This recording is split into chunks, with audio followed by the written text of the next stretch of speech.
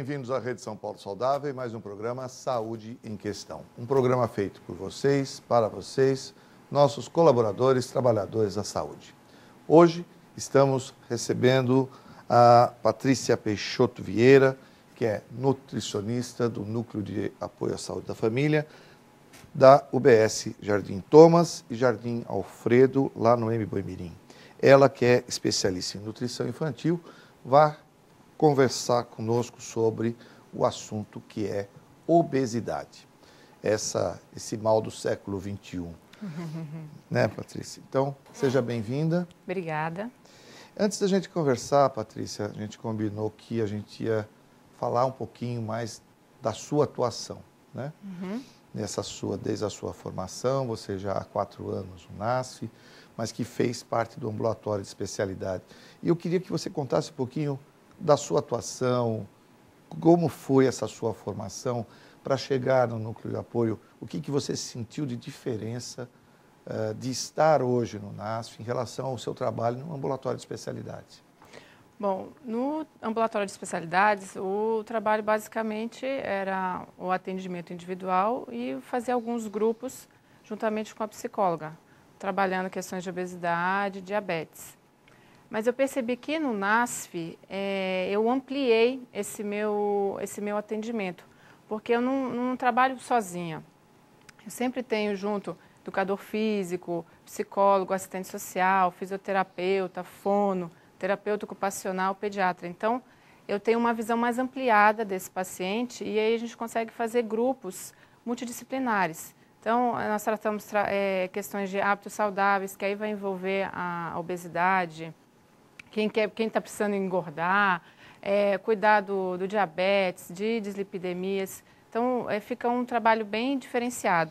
E, além disso, eu ainda faço as visitas domiciliares. Então, eu conheço mais a fundo a realidade daquele paciente para poder passar a orientação mais adequada para aquela realidade dele. Patrícia, hoje, se você voltasse, né, puder retornar, a gente sabe, dentro da secretaria a gente pode tudo, né? De repente a gente está numa posição, volta para o outro lado. Mas vamos lá, você voltando para esse ambulatório de especialidade, você mudaria a sua forma de trabalho com a experiência que você adquiriu dentro do Núcleo de Apoio à Saúde da Família? Com certeza, porque hoje em dia eu tenho uma visão mais ampliada. Então eu acho que eu buscaria mais a ajuda dos outros profissionais para estar ali em conjunto comigo. Talvez até, se fosse possível, algumas visitas, né, dependendo do caso daquele paciente, eu acho que daria para fazer várias coisas diferentes. Não tem como ser igual ao que eu... Claro, antes mas de passar pelo NASF. Você percebe da diferença, por exemplo, a visita domiciliar para você é impactante dentro da sua profissão, da sua atuação como nutricionista. Com certeza, faz uma diferença dessa visão mais ampliada da realidade. Parece que você fica mais próximo daquela realidade do paciente, então fica mais fácil de fazer as orientações.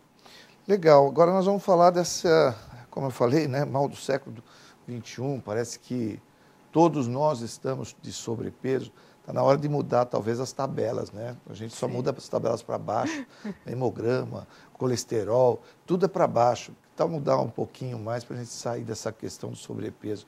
Então, eu queria que você definisse obesidade. O que se trata? O que é isso? O que é a obesidade em si?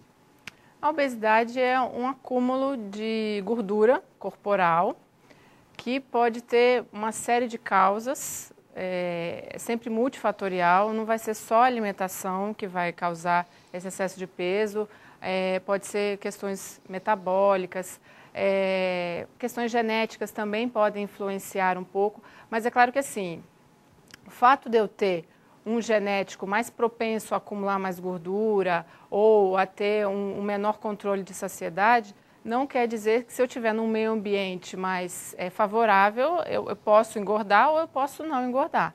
Vai depender também desse ambiente. A falta de exercício também é um outro fator muito importante aí nessa questão de aumentar o peso. O avançar da idade também é um outro fator que pode causar esse excesso de peso. Questões hormonais, a entrada na menopausa, que aí você vai ter uma mudança corporal, diminuindo a massa magra e aumentando a massa gorda. Então, isso também vai fazer com que aumente a chance de você acumular essa gordura. Uhum. E isso, assim, parece que é uma tendência a gente ser gordinha, né? A impressão que dá é que engordar é fácil, é difícil emagrecer. E por conta do quê? Seria pela própria proteção que a gordura pode dar para o corpo humano? Seria uma forma da gente encarar essa facilidade? Eu acho que sim, é um conjunto de fatores, porque hoje em dia nós temos muitas facilidades. Então, as pessoas se locomovem menos, tem tudo mais prático. Os alimentos que eles utilizam, normalmente as pessoas acabam nem preparando, comprando pronto. Essa correria do dia a dia, que aí você, né, só está preocupado em encher ali um pouquinho a barriga, não está preocupado com a qualidade do que você está comendo.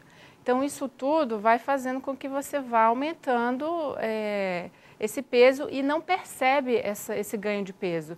E aí, na hora que você fala, não, se deparou com aquele excesso de peso, aí agora eu vou ter que fazer alguma coisa, aí a mudança desse hábito é uma coisa difícil. Então, por isso que eu acho que fica mais difícil de perder o peso. É mais pela questão de ter que mudar o cultural, né? Quando é a muito gente olha, difícil. quando a gente olha, quer dizer, talvez não, com certeza não é da sua época, mas eu olho para a minha infância e vejo que a gente na verdade, ia à feira uma vez por semana e tinha que caminhar para ir até a feira, voltar. Era o programa do domingo, né? Quer dizer, o supermercado em cada esquina, em cada local, isso também fez com que a gente mudasse o hábito. Da mesma forma que o controle remoto impede de você levantar para ligar e desligar ou mudar de canal. Então, tudo isso é a modernidade. E fora todo esse processo, existe também aquelas pessoas com maior tendência, como você falou, então. Quer dizer, a própria questão genética pode contribuir para isso. Sim, se você tem pais obesos, a sua chance também aumenta mais. Não quer dizer que você vai se tornar obeso, mas a sua chance aumenta bastante. Se tem um dos pais, ou o pai ou a mãe também obeso, essa chance também aumenta. E as mães? São coisas que as mães devem se preocupar, por exemplo, olhar para a criança e falar assim, tá passando do limite, né? Ela deixou de ser... Quando que ela tem que acender a luzinha amarela? Meu nenê deixou de ser fofinho e passou a ser obeso. Normalmente, você acaba comparando, né? Não é uma coisa legal, mas a gente acaba fazendo isso. Você vai vendo as outras crianças que são mais ou menos da mesma idade e você vai vendo, né, que elas estão um pouquinho diferentes, quando elas estão com esse peso muito além. Uhum. Normalmente, essas mães também, elas teriam que estar passando rotineiramente com o pediatra. Então, aí você vai fazer a avaliação, você vai ver na curva se está com excesso de peso ou não. Tem uma fase que a criança fica com um pouquinho de peso acima, que a gente chama de cheinha, que é para o estirão, para o crescimento dela. Mas, normalmente, a criança que ela está obesa, ela muito antes desse período que você fica um pouquinho cheinha, ela já está com um peso muito acima. Uhum. Então, você vai vendo que ela fica mais cansada para poder fazer as mesmas atividades que outras crianças fariam. Começa a ter mais dificuldade para andar. Então, isso são alguns indícios. Ver que a criança está comendo muito além, né? Ela acabou de almoçar e está procurando outras coisas para comer, fica o dia inteiro buscando alimentos. Isso são coisas que a mãe tem que estar atenta para poder falar, não, epa, precisamos tomar alguma providência e buscar ajuda. Uhum. Muito bem, sou Paulo Fernando, sou coordenador municipal de residência aqui da Secretaria Municipal de Saúde de São Paulo. Estou aqui apresentando o programa Saúde em Questão. Hoje nós estamos tratando sobre o assunto obesidade. Estamos com a Patrícia Peixoto Vieira, que é nutricionista do NASF. E você que está nos assistindo, se quiser perguntar qualquer coisa, se tiver alguma dúvida, mande para nós, canal profissional, @prefeitura.sp.gov.br e nós encaminharemos, então, a Patrícia, que terá o maior prazer de responder para vocês. Vamos dar continuidade aqui. Agora, existem, às vezes, os erros alimentares já começam na própria família. É isso mesmo? Quer dizer, com certeza. é a família que estimula a formação dessa criança e leva para o lado da obesidade? Com certeza, porque a criança, ela vai, ao início, ela vai imitar os familiares. Então, as pessoas de referência dela, os hábitos que eles tiverem, ela vai fazer. Quem vai comprar os alimentos? Quem vai preparar os alimentos? Não são as crianças. Então, são os pais mesmos, avós, tios, quem estiver ali mais tomando conta dessa criança que vai estar influenciando. E acaba acontecendo desde o início mesmo, desde lá da época da primeira infância, que você sai do leite materno e vai incluir outro tipo de alimento. E aí, normalmente, o que muitas mães fazem? Acrescentam açúcar, farináceos no leite. Ah, esse leite está muito fraco, está muito ralinho. Então, aí você já vai estimulando desde daquela primeira fase, porque a criança vai gostar mais do sabor doce, fato. A gente se adapta muito fácil, Sim. né? E principalmente a coisas doces, né? Coisas mais gordurosas, o paladar ele já está mais propenso a isso. Então, se eu der os alimentos assim, e nessa primeira fase, é uma fase que você produz muitas células de gordura. Se eu estimulo dando esses alimentos cheios de açúcar e de gordura, vai ter várias células de gordura ali logo nessa primeira infância. E aí depois, para você modificar esse paladar, tem que ter muita paciência. Porque vai envolver a mudança cultural da família. Não adianta eu querer que só a criança que está com excesso de peso tenha que fazer a mudança. Todo mundo tem que entrar na dança. E para melhorar, né? E é para todo mundo. E é o que é mais difícil, porque aí a mãe entra naquele conflito. Ah, não, mas eu tenho que fazer essa mudança pro meu filho. Mas aí, mas eu estou morrendo de vontade de comer, eu quero fazer isso. Então fica uma coisa mais complicada mesmo. Isso é interessante quando você falou das células de gordura, e é lá mesmo que começa, né? Porque a célula de gordura, às vezes, ela é uma só, mas ela cresce em tamanho, né? Os adipócitos, elas têm essa peculiaridade. Quanto maior o meu número de células, muitas crescendo, vão ocupar muito mais espaço. E é isso que gera exatamente todo esse processo. Agora, quando você fala sobre a questão que eu acho a parte mais difícil, sinceramente, mudar hábitos é sempre muito difícil, né? Agora, temos também os filhos de mães diabéticas. E aí ficou aqui uma dúvida que a gente quer passar para você. Se a mãe diabética tem um filho, geralmente esse filho pesa mais de 4 quilos, são crianças, são os bebês gordinhos de propaganda e tudo mais, que todo mundo acha lindo, mas são crianças doentes, tá certo? Isto já é indício de que ele será um obeso no futuro? Tem uma chance muito grande, porque normalmente essa criança vai ter, na fase intrauterina, uma alta quantidade de insulina. E a insulina é um hormônio que faz aumentar a produção de gordura. Então, por isso que essa criança acaba nascendo com um peso mais acima e a chance dela se tornar obesa na adolescência, na fase adulta, é grande. Vai depender, claro, do meio ambiente, né? Dos hábitos que essa família vai trazer para essa criança. E fazendo a relação com os adipócitos, ela já nasce com uma série de adipócitos, uma série de células gordurosas, né? Querendo crescer de qualquer maneira. E querendo crescer de qualquer maneira, com qualquer impacto. E isso é o que vai fazer, e por isso tem que ter a mudança de hábito depois. Quer dizer, o fato que ela nascer gordinha é indício que muitos cuidados vão ter que ser tomados na regra alimentar dessa criança, no crescimento dela. Com certeza. Eu costumo dizer até para os pacientes que são os diabéticos, né? Que se todo mundo tomasse cuidado mais com a alimentação como um diabético deveria fazer, não teriam tantos diabéticos no mundo. Porque assim, se você tem mais consciência dos alimentos que você tem, né, que você está consumindo, a quantidade que você está consumindo esses alimentos e a frequência, tudo estava resolvido. E a prevenção? Com relação a como é que eu posso prevenir a obesidade? A prevenção, quer dizer, tem um colega que chegou num programa e falou de acupuntura e ele falou assim, é só colocar as agulhinhas, né? As agulhinhas na boca para fechar, mas tem outra forma? se eu começar a ter essa conscientização de uma alimentação mais saudável desde a minha infância, eu consigo levar isso para a vida adulta.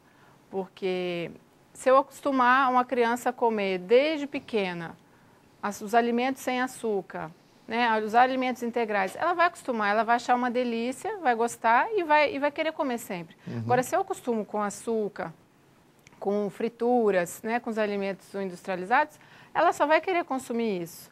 Então, eu acho que tem como a gente prevenir, sim. E é um dos trabalhos que a gente faz na Unidade Básica de Saúde, é justamente a prevenção.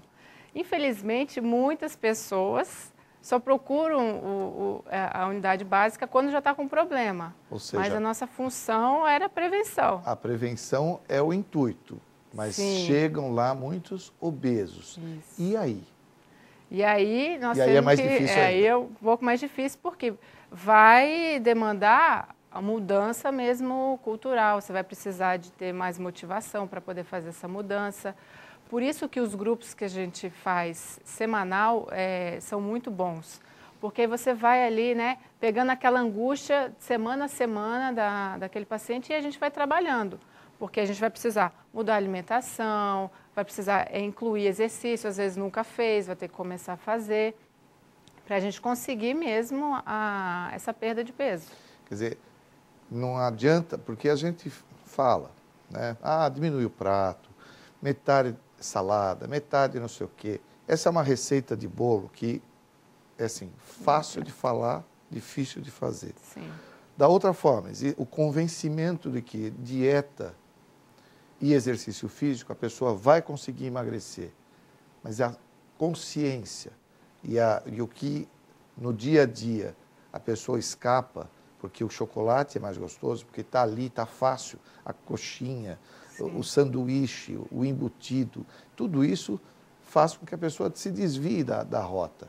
Né? Se você tem esse processo semanal e um encontro, acho que fica mais fácil mesmo para trabalhar essa dinâmica. Sim. E aí as pessoas compartilham isso na reunião? Sim, com certeza. O grupo, a função é, assim, trazer a pessoa para a responsabilidade do tratamento dela. Porque nós vamos dar as informações, para que serve esse alimento, qual é a quantidade, e aí cada um vai escolher o que vai fazer, né? E vai ter as consequências daquelas escolhas. Então isso é muito bom e você vai vendo elas mudando, né, os hábitos, e aí se sentindo melhores, mais leves, mais dispostas, porque isso tudo influencia. Não é só a questão peso pela estética, pelo contrário, é saúde mesmo, porque várias complicações você acaba tendo por conta desse excesso de peso, né? Então aí, por isso que elas, uma das motivações, infelizmente, que traz elas são essas complicações, né? Agora, como as mães, nós falamos aqui dos supermercados, elas vão ao supermercado, hoje tem gente que vai todo dia no supermercado, parece que é o programa do dia a dia, não é mais o programa da semana, do mês. Então, vai, volta, e aí, é claro, tem sempre... O que as mães devem estar atentas para comprar ou para adquirir maior quantidade de comidas saudáveis e evitar de cair nessa armadilha de levar esses produtos mais fáceis para a alimentação e que podem trazer prejuízo para a família? O supermercado é um local bem perigoso, porque eles já colocam os produtos chamando a atenção mesmo, né? Tem todo um marketing por trás disso para poder chamar, para as pessoas virem aqueles produtos bonitos e achar que aquilo tá perfeito para eu levar. E se está ali disponível para compra, quer dizer que é bom para mim. Nem sempre. Então, assim, tem que estar muito focado. Produtos que têm um excesso de açúcar, né? Bolachas recheadas, salgadinhos, produtos congelados. Muitas vezes esses produtos, eles têm uma quantidade de gordura hidrogenada que as pessoas nem sabem que tem. Então, assim, primeira coisa, ler o rótulo dos produtos antes de estar comprando. Cuidado com os sucos de caixinhas, de pozinhos, que tem uma quantidade ali de açúcar muito alta e as pessoas nem sabem que tem, né? Então, eu acho que principalmente é isso. E tentar, no mercado, focar mais. Na parte ali, arroz, feijão, é a carne, é verduras e legumes. Deixar um pouco, o que está muito em embalagens, pacotinhos e caixinhas, deixar um pouquinho de lado. Porque esse é o grande problema, porque ele tem uma quantidade muito grande de gordura hidrogenada e açúcar que as pessoas nem sabem. Você tocando nesse assunto me causa assim, eu quero saber, bom, mas o que é importante eu olhar dentro daquela, no que está ali descrito, por exemplo, quantidade de sal, o quê? Eu, para mim, já teria dificuldade de enxergar, porque a letrinha a letrinha já é minúscula. Já é minúscula, mas o que é importante a gente focar? Para quem está nos assistindo, entender também um pouquinho, quer dizer, essa dinâmica do dia a dia, quanto que eu posso consumir, né? Qual que é, existe alguma medida para a gente poder observar isso? A primeira coisa que a gente tem que estar observando é a parte dos ingredientes, porque muitas vezes as pessoas não leem, aí acaba lendo só a parte a informação nutricional, que tem lá quantidade de calorias, carboidrato, gordura. Só que tem que estar atento que essa quantidade que está ali de calorias, de gordura, é pela porção, não é pelo pacote inteiro. Então, isso também é uma outra coisa que a gente tem que estar de olho. A questão do sódio, o que mais tem sódio, porque todos os produtos industrializados vão ter, porque é o conservante. Sim. O que mais tem são os temperos prontos, aqueles de cubinhos, de pacotinhos, os salgadinhos, bolachas. Então, tomar um pouquinho de cuidado com relação a esses produtos.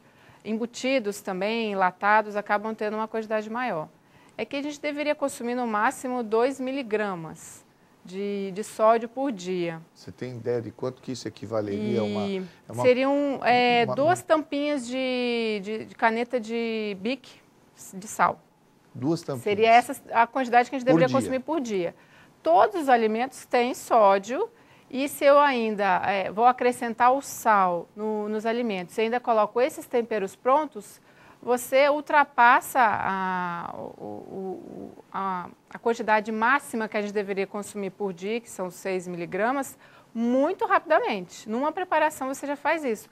Por exemplo, num cubinho daquele de tempero pronto, aqueles caldos, né, de carne e de galinha, tem mais de 2.000 miligramas num cubinho daquele. Ou seja, já foi. Se eu colocar um cubinho desse numa preparação, só que eu não vou fazer só uma, né, só a carne. Aí tem o feijão, tem o arroz, tem os legumes e outras preparações. Fora o sal que você ainda acrescenta. Ultrapassa muito fácil. Daí a importância de quando, sendo possível, né, é fazer o caldo de carne da própria carne que você retira, ou da galinha, ou o que for, a preparação in natura é muito mais... Dá para preparar. Os legumes também, você cozinha e faz o caldo de legumes, depois pode colocar nos potinhos e congelar. Usar, né, salsinha, cebolinha, alho, cebola, e aí não precisa acrescentar sal, precisa acrescentar esse tipo de tempero, porque assim, o sal, ele vai realçar o sabor. Eu não preciso salgar os alimentos, senão eu não percebo o sabor do alimento. E aí é legal a gente estar usando esses outros temperos para dar um sabor diferente. E além do que, esses temperinhos vão ter vitaminas, minerais, são digestivos, coisas que aquele cubinho, aquele pacotinho não vai ter isso. As cantinas escolares, eu acho que aí é crucial, né? Porque se a gente falar isso para um dono de cantina escolar, ele vai falar, mas ele vai falir. Ele tem como fazer uma comida saudável, uma comida que atraia as crianças, e isso ajudar, inclusive, se houver um envolvimento na escola, ajudar a melhorar esse processo para as crianças, para elas se adaptarem Com à sua alimentação? É possível fazer alimentos saudáveis, bem saborosos, coloridos. Pelo contrário, quando você utiliza mais esses alimentos mais naturais, você vai vendo o quanto eles têm sabor e são bonitos, atrativos. Dá para fazer alimentos mais assados, né, evitar as frituras, cuidado muito com os salgadinhos, refrigerantes, dá para colocar frutas, suco de frutas, iogurtes, dá para variar bastante, vitamina. Só que assim, Não adianta nada a cantina mudar muito a alimentação. Se em casa... Se em casa, não adianta os pais acharem que só a cantina tem que modificar a alimentação. Porque se ela não mudar em casa, a criança vai chegar na escola e não vai querer comer aquele lanche que está na cantina. Ela não está acostumada com aquele tipo de alimento. Ela vai querer o salgadinho, ela vai querer a coxinha. Por isso que eu falei da importância do envolvimento da família, todo mundo. Dessa estrutura, né? Porque aí você acaba... Agora, chegou uma pergunta aqui para falar um pouquinho sobre gordura saturada. Você falou também da gordura nitrogenada. Então, o que é isso, afinal? Manteiga, margarina, óleo de soja, óleo, azeite. O que é essa gordura saturada? A gordura saturada é um tipo de gordura que basicamente estão nos produtos de fonte animal. Então, no leite, nos queijos, na manteiga, nas carnes, né, na pele do frango, na gordura que está ali da carne. E ela é uma gordura mais sólida. Ela, né, na molécula dela, ela tem mais saturações do que as outras gorduras. E ela faz mal? Não é que ela faz mal. Ela tem um percentual que a gente deve consumir durante o dia, porque ela é responsável em produzir o colesterol no nosso organismo. Seriam 10% do total de gordura que a gente deveria consumir, seria dessa gordura saturada. O que acontece é que acaba a gente consumindo em excesso. Essa gordura, normalmente ela vem junto com o colesterol, porque como é de fonte animal, também vai vir junto esse colesterol. E o excesso desse consumo vai fazer com que aumente o colesterol ruim, que é o que entope as artérias. Então, vai aumentar a chance de dar um infarto, um derrame. Então, a gente tem que tomar um pouco de cuidado com essa gordura. Tem alguma melhor? A gordura monoinsaturada e a poliinsaturada, elas são melhores, porque elas vão ter junto o ômega 3, o ômega 6, que vão ajudar a limpar as artérias. Que elas vão ter aonde, em grande quantidade? Nos óleos que são vegetais. Então, no óleo de soja, de milho, girassol, no azeite de oliva. Então, nesses produtos. Só que o que acontece? Quando eu pego o óleo, que não tem muita gordura saturada, e eu coloco na panela para fazer uma fritura, eu aqueci esse óleo, aí ele ficou saturado. Então, por isso que a fritura é muito ruim, porque ela foi feita com óleo vegetal. Entendi. Só que eu aqueci esse óleo, então ele ficou saturado. E aí, complicou-se. Patrícia, eu queria a gente iria além, mas eu queria agora falar assim, aquela pessoa que está lá, que não está feliz, que está obesa, nós já estamos chegando no final do nosso programa, e eu queria que você desse um toquezinho com relação a essas milagrosas dietas.